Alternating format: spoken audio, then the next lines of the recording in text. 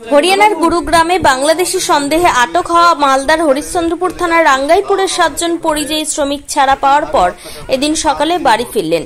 তাদের মনের মধ্যে রয়েছে আতঙ্ক, অনিশ্চিত ভবিষ্যৎ নিয়ে আপাতত প্রাণ রক্ষার তাগিদে বাড়ি ফিরলেন তারা।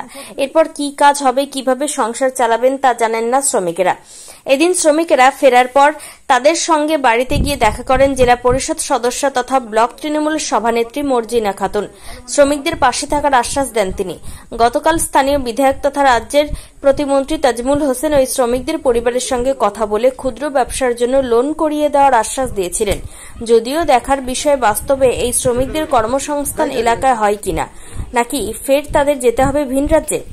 যদিও তৃণমূলের এই আশ্বাসকে ভাওতাবাজি বলেই কটাক্ষ বিজেপির। একটা ওই কি ডিসিশন ক্যাম্প বলছে না কি বলছে, আমি ওটা বলতে চাই তো, যা সিধা বলতে বলছে ধর্মশালা বলো করে, হ্যাঁ তো ওখানে আমাকে রেখেছিল। তো 4 দিন হলো 5 দিন হলো, তা কোনো কাজ হচ্ছে না। ওখানে 4-5 দিন ধরে আটকে রেখেছিল। হ্যাঁ 4-5 দিন ধরে আটকে রেখেছিল। 5 দিনের পরে আমাদেরকে ছেড়েছে।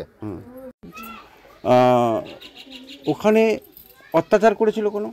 না, অতটা অত্যাচার হয়নি। অতটা মানে কি, কোনো অত্যাচার করেছিল কি? হ্যাঁ, ওই একটু হুমকি দিয়েছিল, ওগুলো। মারধর করেছিল? না, মারধর করেনি। একটা সমস্যা হচ্ছেই, ওরা তো আপনার সামনেই বলছে যে কাজ এখানে নেই, তো বাধ্য হচ্ছে যেতে। ওখানে কি বলছেন আপনি?